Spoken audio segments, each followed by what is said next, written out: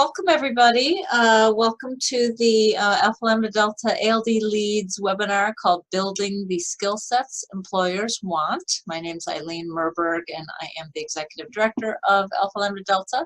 I want to welcome our speaker, our facilitator today, and I'll let Dan introduce yourself, what school you're from. He's an advisor, and I'm going to turn it over to Dan.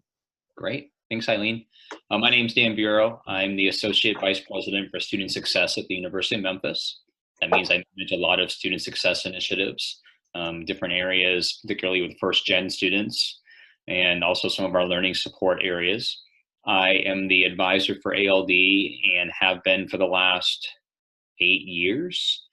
I also advise some other student organizations as well. So I want to thank you as a leader within ALD and within your campus community for the time that you give. It's a lot of work. So let me share my screen here with you, and I'll walk you through a presentation that I've created that will help you understand, career competencies and, the skills that employers want. Certainly, this is an important topic. And ALD is a form in which you could actually really, help that to happen. Here we go. So what is going on here? This was our abstract. We get this out and we said, hey, if you're interested, join us for our webinar.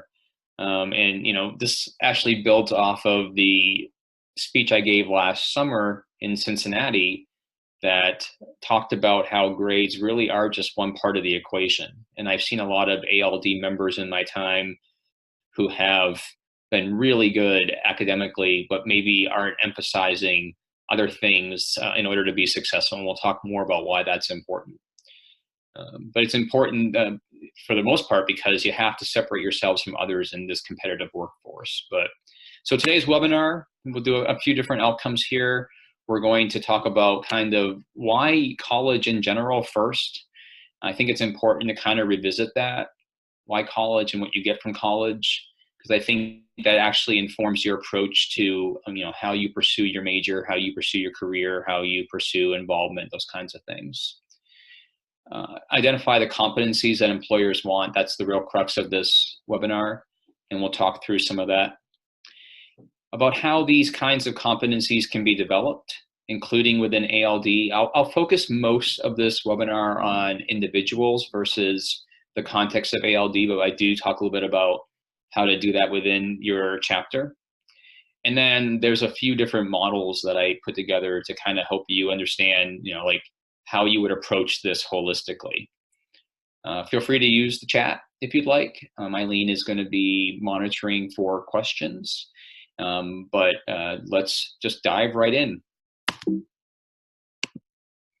All right, so why go to college? And I think that if you were to ask, 50 students, you'd get a few of the same answers. Those answers are to have a great experience, to have a better career, to learn more, to master my discipline, to find the job that I want.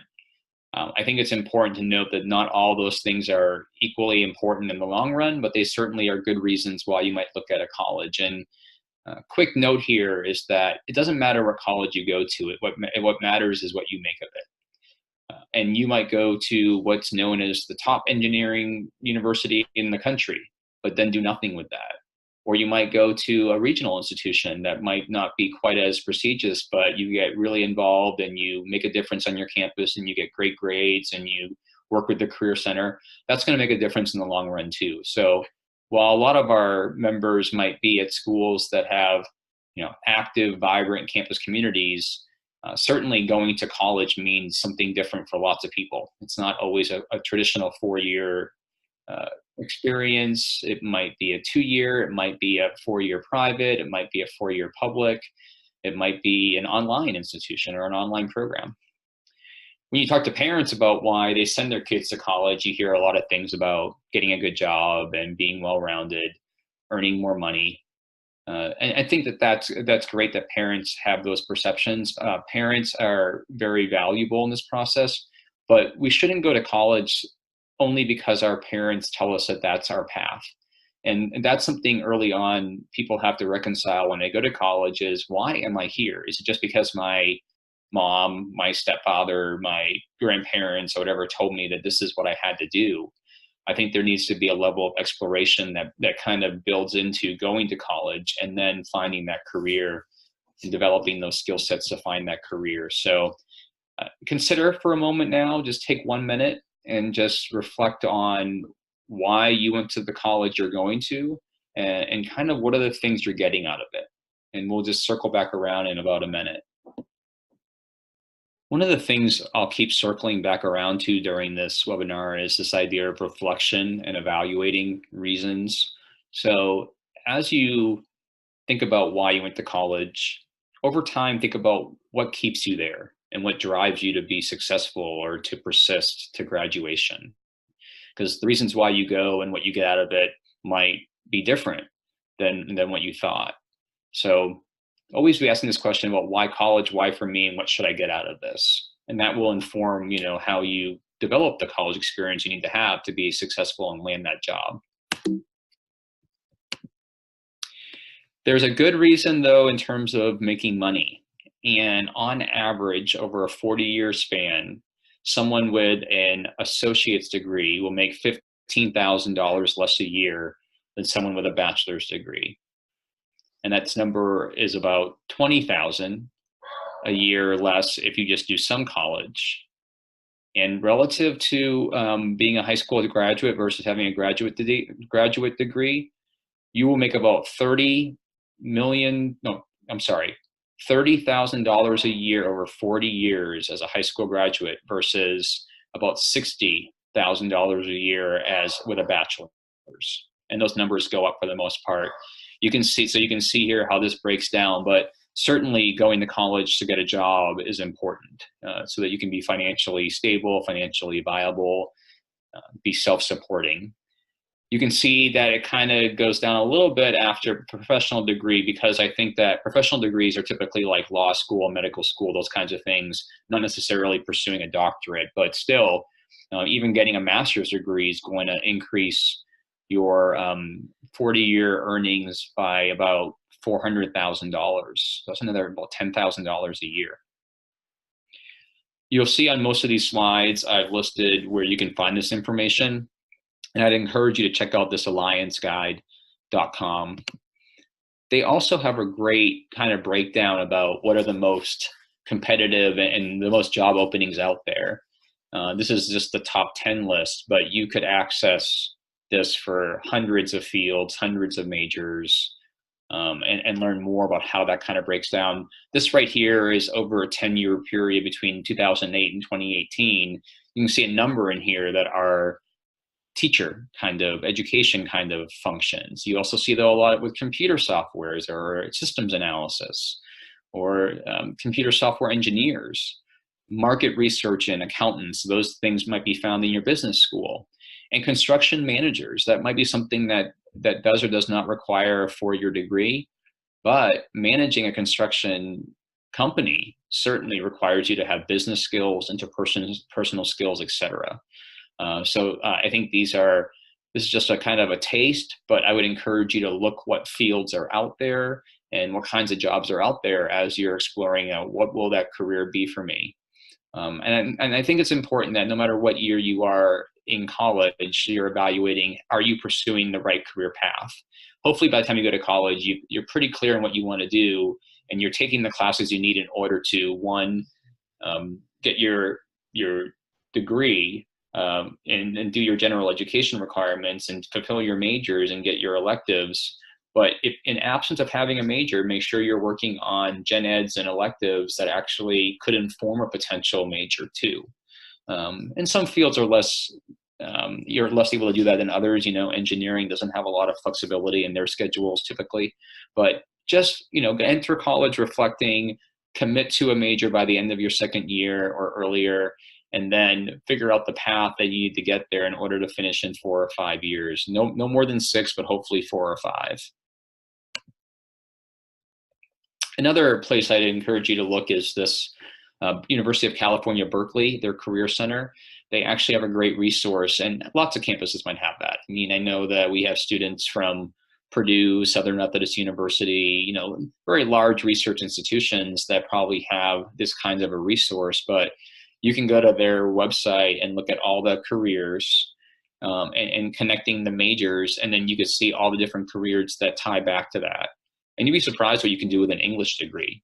I mean, the number one undergraduate major that heads into law school is philosophy and history. You think poli-sci, but that's actually becoming less and less so. So just figuring out what you can do with your degree is really important. There's a lot of folks, though, that are either underemployed or unemployed when they leave college. This isn't the mass. This isn't, popular media might try to, make you think that there's a job crisis and that people who graduate college degrees are buried in debt and cannot find jobs. 10 years ago, that was true when the Great Recession hit. But we're in a place now where our market is enjoying a lot of vitality around employment. Employment is very low, right? Unemployment's very low right now. But there are still people that are this close to getting that job, but for whatever reason, they don't close the deal. And I think that the premise of this webinar is to help you kind of close that deal. What are the skills that you will need in order to get employers to look at you, more than just like look at your resume, actually give you a call or actually want to do an in-person interview. So the key here is what is the person doing in order to kind of set themselves apart? How would they be pulled out of a sea of information, there are businesses that get hundreds of applicants for a single position. And so what are you doing to kind of stand out in that market? So one of the things I'd encourage you to consider, and there's a good chance that since you're a member of ALD, you're disposed to high academic performance, and that's really great. It's, it gets, keeping that 3.5 after you get in. Some people don't always do that, but most of you do. But I will say that high GPA is only one part of it. And you can see here on this slide that there are 5 influential factors, and actually GPA would be third in terms of what employers are looking at. They're looking at your major. They want to know kind of, do you have potentially the skills in order to work in this environment? How you talk about that on your resume too, like how you can sell getting a major here, but wanting to work over here. What are the transferable skills? Be able to articulate that. They really want you to hold leadership positions. So that might be an ALD. It might be as a resident advisor. It could be a leadership position in undergraduate research or something like that. So there's lots of ways to hold leadership positions, student organizations, being an orientation guide, etc. But it's just important that you are looking at how can I set myself apart, and these are the kind of things that employers are looking at. Now, the thing on here that I think is most important to point out, and I've already said this earlier, is that employers are less concerned with where you went to school, but more about the skills that you bring. And you bring those skills as a result of your academic studies, your co-curricular experiences, and your work experience. And those are the things I really go on and look at.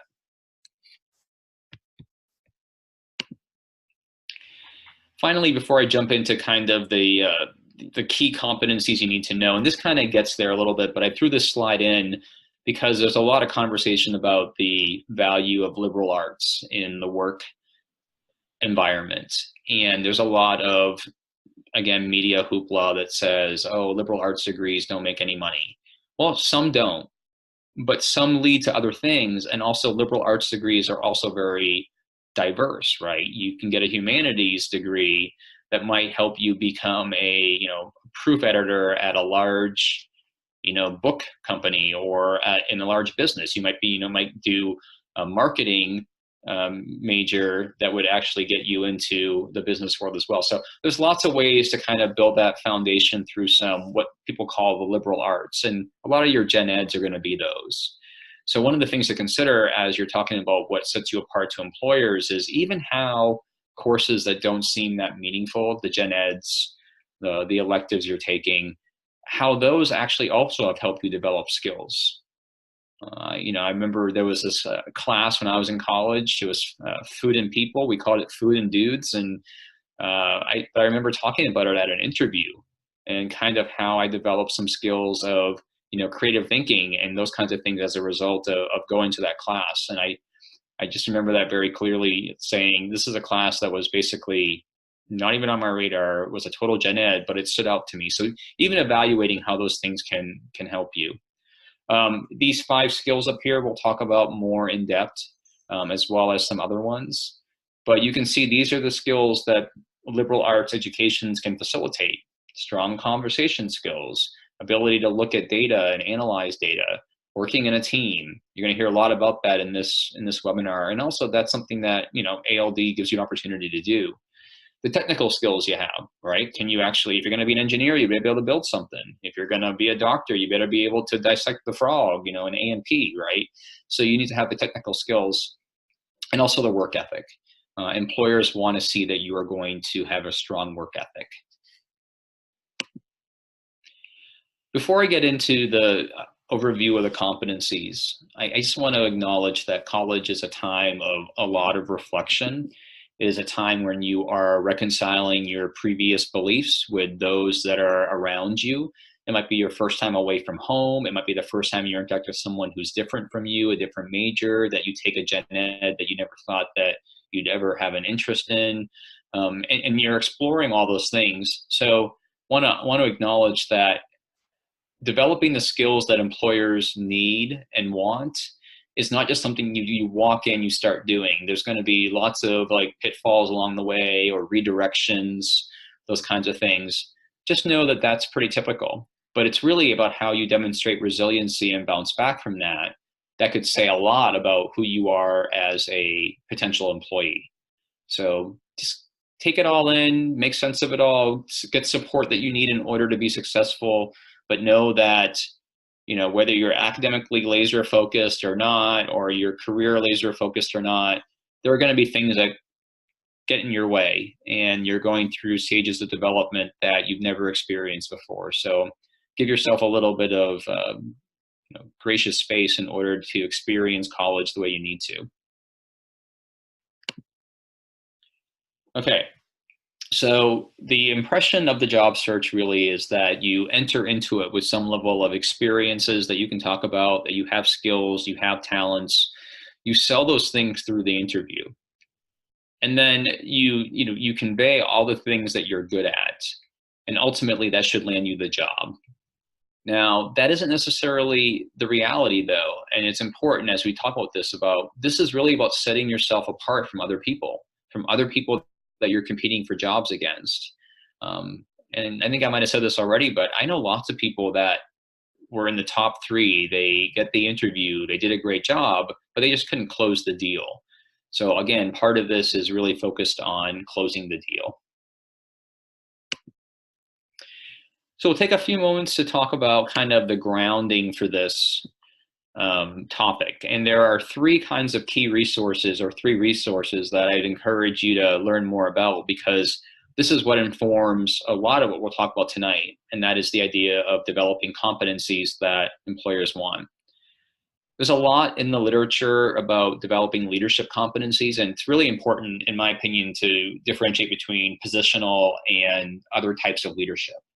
Anyone can exhibit leadership at any time, depending on how they feel able in the context. So not everyone has to be positionally placed in a leadership role.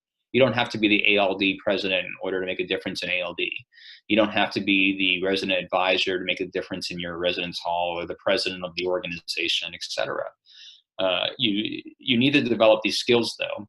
So this resource, developed by Corey C. Miller through a lot of research, actually identified, I think, 13 key leadership competencies. And I'm not going to go into all of those now, but it certainly has been a model for those doing leadership education, but also those that are helping students get career ready. NACE is the National Association of Colleges and Employers. It's an organization that's committed to enhancing the competence of those that do career preparation on college and university campuses, as well as connecting them to employers and vice versa.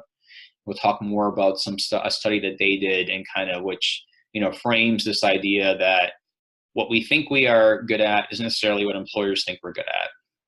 And the third thing is this Project CEO, and it's been a national study that's gone on at several campuses over the course of the last 5 or 6 years that really looked at what are the key outcomes that students develop by being involved, and then also what are the key involvement experiences that students have that develop those competencies. And there's some great stuff out there on the Project CEO, and you can research that if you'd like. So one of the most important things to remember is that you might think you're all that, but employers might not see it. And that's why the setting yourself apart from others is such a huge thing to consider. And this isn't something to get stressed about. It's just a matter of taking an opportunity to reflect, an audit of who you are. And we'll talk more about what that looks like in a few moments. But it doesn't have to be that you know, oh my goodness, I mean, employers think this, they have a bias against Gen Z or whatever. That's not true. Employers want to find these things. They're just not seeing it conveyed in those interviews and the other kinds of experiences. So what you see on this screen, I want to make 3 observations about the data on this screen, maybe 4. First, on the left-hand side are the key competencies, and I'll walk through those afterwards. But the first observation is look at the difference between what students think on the right-hand side and what employers think on the middle column. It is staggering to think that students have, over on the whole, an almost double inflated sense of their skills and competencies at professionalism and work ethic than what employers think. Now, that gap isn't quite as broad for all of them, but there's a number on here where it's more than double. And that's concerning, that employers are not seeing it, but you think you are. It gets a little bit easier for teamwork and collaboration.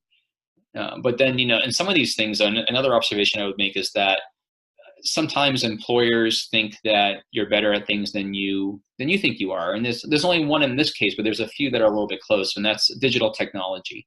I think because a lot of current college graduates are what you might call digital natives, that employers think that they are much more prepared than they are. And I also think that because workplaces are very intergenerational in nature, when you're asking CEOs and others, it typically is going to be someone who's older, who might not be as confident with the technology. So that's something that the young kids do. So they look at the recent grads and say, okay, they must have that skill. I'm not saying you do or don't. It's important to find out why employers think one way versus why students think that way. I also want to point out here that there are a couple numbers that are really concerning for me in terms of how students themselves perceive them to be proficient. The fact that only about 1 in 3 students view that they are proficient at global and intercultural fluency. And you know, the survey defined what this meant. So I think the terminology is a little bit different, and maybe if you said like diversity and inclusion or cultural competence, you might, you know, say a little bit different, but the survey said this is what it means. So 1/3 of students felt that they actually had some level of proficiency in global intercultural fluency. Like, I don't know anyone that doesn't work with people that are different than them, different in age, different in gender, different in demographics, race, sexual orientation, religion, you know, international status, veteran status. That's what the workforce looks like. Very diverse, very different people, very international. You might be sitting on a webinar at 10 p.m. because your client base is in New Zealand and it's 9 a.m. there. I don't know the difference in New Zealand, but you know, it's just, you know, that time difference. But you have to also understand that people have different approaches based off of their cultures, and I think it's concerning. And so I hope that ALD and other organizations are helping you explore that, because getting into the workforce and not being culturally competent is really a problem. So as I said before, I think it's really important that you all reflect on where you are. It's not a matter of sitting there saying, oh, I'm not culturally competent, or oh, I'm not good at, you know, communication skills, I'll never be good at that. Well, I mean, you won't be good at it if you don't focus on it. Like, what athlete becomes really good at their sport without practice? What musician, right? so what public speaker. You have to practice, and you have to reflect on what you're good at. So the first thing I'd encourage you to do is to audit your skills. What skills that employers want do I already have? Which ones don't I have? And how good am I at all of these? For the things you think you aren't that good at, and I also would encourage you to do what's called maybe a 360-degree assessment and engage with, whether it be your parents, your family, your teachers, your organization advisors, et cetera, and giving you feedback as well. But identify some plans for enhancement. How will you improve those things? What academic or co-curricular experiences are you going to have? You know, if you're not really good at, data interpretation, maybe it's time to get involved in an undergraduate research project, right? So that you can enhance those competencies. Then you implement the plan to get better. It's all about self-improvement, not perfection, just getting a little bit progressively better at all these things you need to be good at. And then the key, I think that one of the key things here is being able to tell that story to a potential employer. So here's an example. I joined Alpha Lambda Delta as a first-year student. I was kind of shy, not very outgoing, spent my sophomore year doing some committee work, developed some leadership skills, and became the president, and realized that by the end of my year as president, I was much more outgoing and much more confident in talking to people. I mean, that's the way you need to talk about how you develop these skills. No employer thinks you're going to be perfect, but they want to know what you've done in order to kind of enhance those competencies and grow your skill set. We'll go back to this model later in the presentation, but I would encourage you to look at this in terms of really that individual reflection. All right, so questions, oh, didn't mean to go back. What can you do about this? Where do you learn them? And what does it look like to demonstrate these skills? I'm going to use the University of Memphis as a case for this and what we've done with our student population. Disclaimer, ALD on our campus hasn't necessarily embraced this yet. We hope to, but this is something that's being infused throughout our campus community. So we have what's called the Student Leadership and Professional Competency Clusters. And these were all informed by the NACE competencies, the student leadership competencies, et cetera. And I'll explain that in a minute. But we ended up at this place where we have 6 different clusters, if you will. And under each of them, there are some key skills that you should develop. And I'm going to talk more about how these things what these would look like if you were to adopt them as your own goal. And I think this is about as good of a model as anything out there, in all honesty. But I'll walk through them all throughout the rest of the presentation. So the thing I want to point out here is that on the right-hand side of your screen, it's the career competencies from NACE. We've talked about those already. On the left-hand side of your screen, it is the student leadership competencies that I highlighted from Corey C. Miller. The box in the middle, I think, is really important for me to explain, though. You can make sense of all the things around it. Those are key competencies, what it looks like in practice.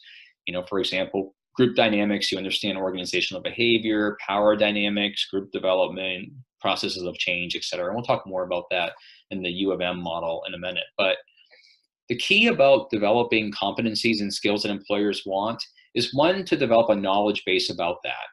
What does it look like to be a proficient communicator? What does it look like in theory, in the research, to be a good leader? Then you convey it, then you instill it as a value in yourself. I'm going to value good communication skills. I'm going to value being a leader, so that you believe that it's important. Then you start demonstrating the behavior because you have the theoretical knowledge, you have the belief in it, and now it's time that you start demonstrating it to others. And over time, you build your ability. And your ability it's what employers see. They want to hear stories about how you demonstrate things, demonstrate teamwork, demonstrate good communication skills, demonstrate cultural competency. So the ability to do that is going to be what you need to do when you articulate your value to a potential employer. Okay, I won't spend a lot of time. I won't do a deep dive on all of these, but I want to talk about kinds of what these clusters, constitute, as well as kind of the ways you might develop them. And you could develop all 6 of these in ALD. You could do it in your residence hall, in your organization, whatever you're doing. But I think some might facilitate that more than others. I also want to acknowledge that some of these can be developed and enhanced through academic classwork, or research papers, or whatever. But so we're looking at the teamwork and collaboration cluster. This is really about building collaborative relationships and with other people that come from really diverse backgrounds.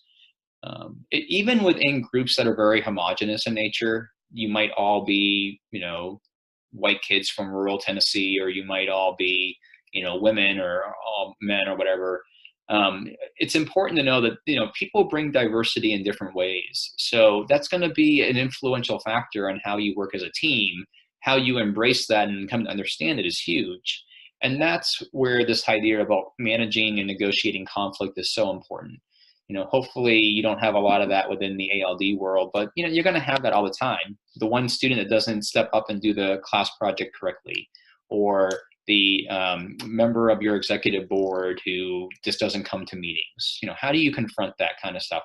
That's a way that you demonstrate teamwork and collaboration. Learning and reasoning, this is where you start taking data and making sense of it. I think you'd be surprised how many jobs that might not feel data driven require you to look at trends and numbers and interpret them in a way that helps you to improve the work environment, etc. This idea about learning about others and then reasoning through all that, critical thinking is a huge part of your college experience, thinking through issues in different ways. Because, for example, we all come to college with our values and beliefs kind of ingrained in us, right? They're influenced by our parents, our religious institutions, our schools, our organizations, our peers, whatever. But we need to work through different perspectives. So it goes back to the diversity thing, but part of it is just like reasoning that, okay, this could also be something I believe in.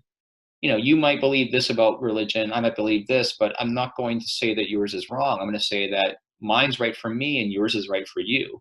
And that's a skill that I think employers need, especially in diverse work environments. Coming up with those solutions to complex problems and generating new ideas and challenging the status quo, that's huge. And a lot of times new ideas don't get buy-in unless there's evidence to prove that they could work.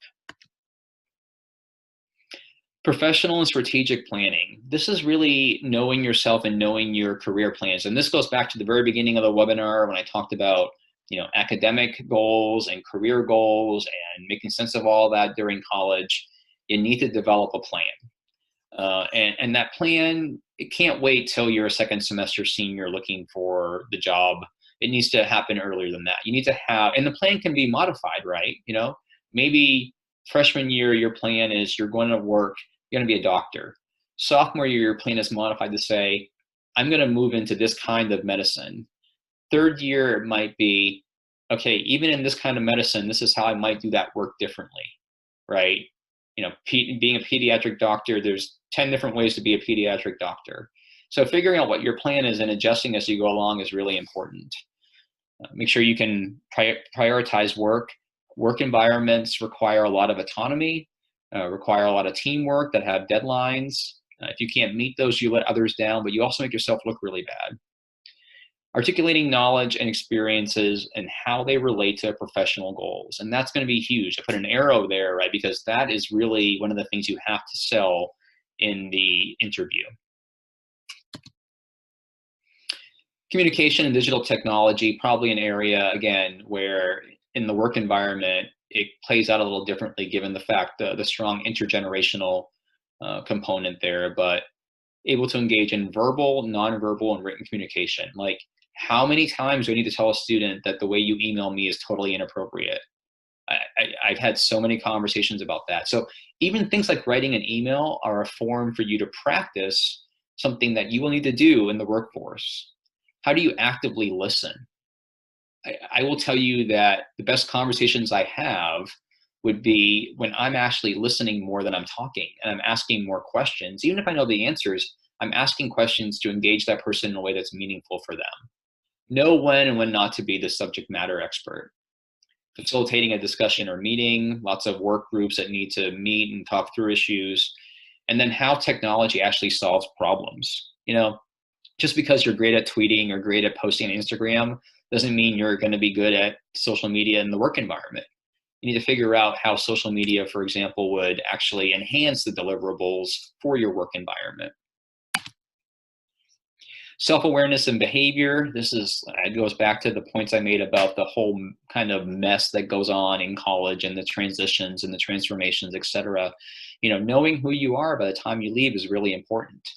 Not forcing those beliefs and who you are on others, but acknowledging how your belief systems, your values, your approaches to things, your philosophies actually complement or contrast other people around you, and then working through all that.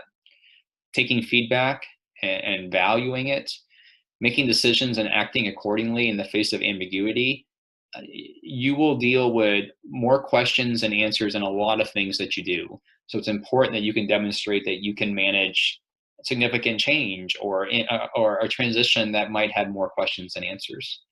And this idea of resiliency, accountability, how we bounce back from our setbacks tells employers as much as anything about who you are as a person. Finally, it's the leadership and civic responsibility. Oh, I realize I haven't talked about how you might develop these, and I'll talk about that in a second. Sorry about that. But how do you identify strengths in others? How can you effectively guide a group to reach a common goal, right? And we could think about all the times we've had to do that. We've had to motivate people in ways that we never thought we would have to.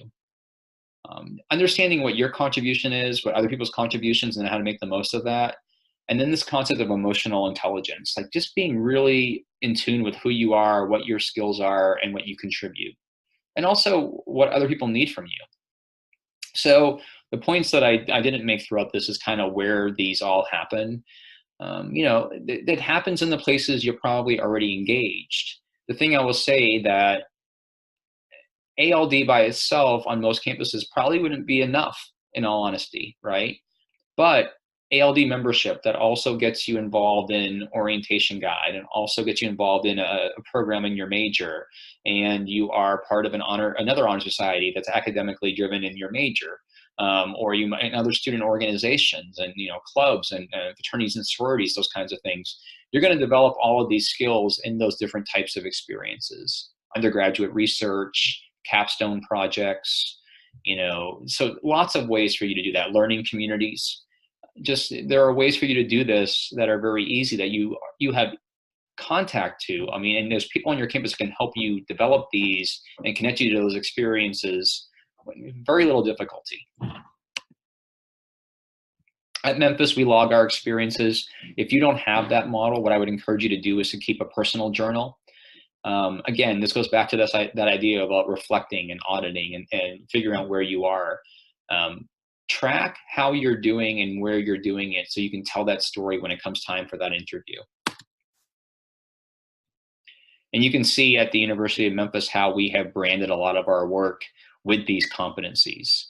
In the bottom left-hand corner of the adult student lunch right here, and right there, is PS, right?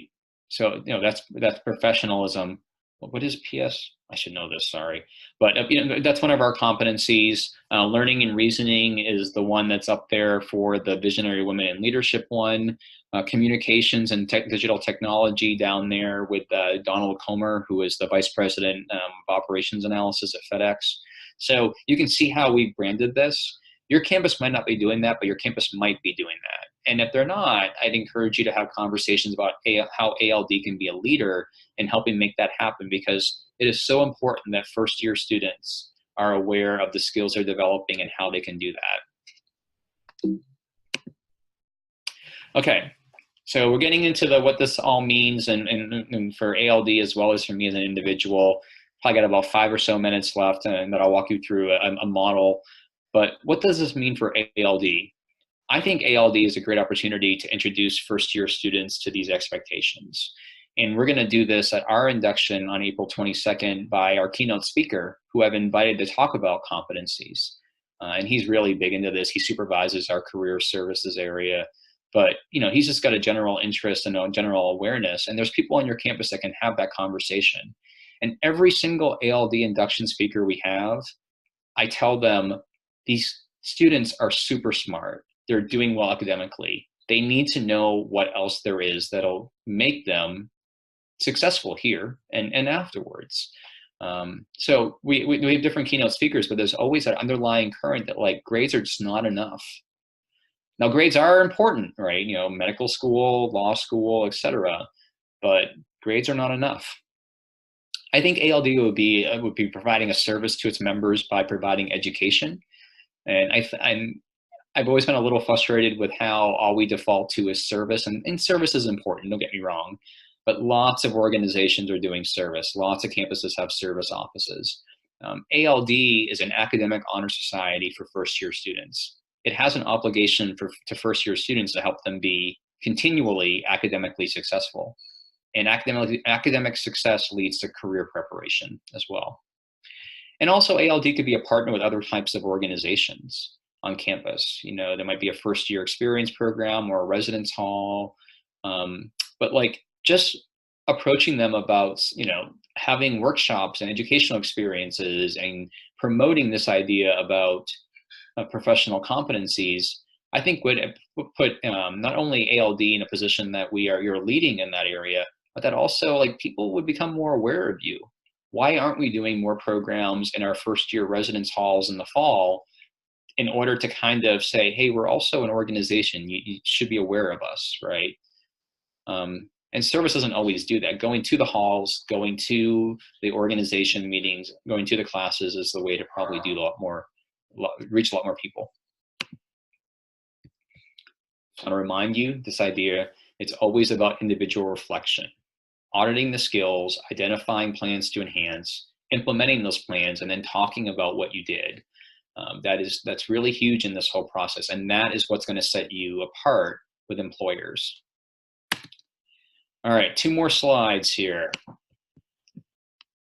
So this is a cycle that I developed that kind of walks you through this idea of moving towards career readiness and developing the competencies that help you demonstrate career readiness. So, and some of this will start at different points. It might start before you get to college. It might start your first year. It might start later. But the first thing to do is to explore academic interests and majors. There are so many people that go to college thinking that they should be a XYZ, a nurse, for example, right? U of M has an outstanding nursing program. Not all of those students belong in nursing, though. They might belong in some other helping related field, social work or counseling or health administration. Not everyone will get into our nursing program. Having a plan B for your career and your major is a really important thing to do. Early on, you identify the key skills, attitudes, competencies that you need to be successful in those careers. I would encourage you to, for those first 2 steps, to use your academic advisor and your career services staff in order to kind of help you work through that. A lot of career services areas have assessments and inventories you can take that will help you identify what you care about, what you're good at, and how to translate that into a career. You got to commit to a major, and no later than end of 2nd year. And that's risky to finish in 4. That's risky, but as long as you're taking good gen eds, you're crossing off those X's or electives, and possibly taking some gen eds or electives that could inform a major, I think you're okay. But you got to commit to a major, and you got to do it in those first 4 semesters. There are people that can help you to commit to academic and co-curricular experiences that prepare you for your career. That might be in your leadership and involvement office. It could be in student activities. It could be in Greek life. It could be in a department, like in your business school, they have a student services area. There's different people that can help you determine what you need to do in order to be academically and co-curricularly successful. Go back to that, practice articulating your experiences and how they have helped you develop those skills. You have to tell your story in a way, and I would encourage you to tell your story in a way that isn't belaboring, but that is really concise and clear. It's what's called an elevator speech. And that's really a matter of how much, if I had 90 seconds in an elevator with this person, how would I tell my story in a concise way? Now that's easier said than done in interviews because you don't know all the questions, but practicing with your career services department, they might be able to walk through, these are the typical questions, right? How do you work in groups? What are your strongest skills? What do you want to be doing in 5 years, etc.? Have your party line, have your elevator speech for those things.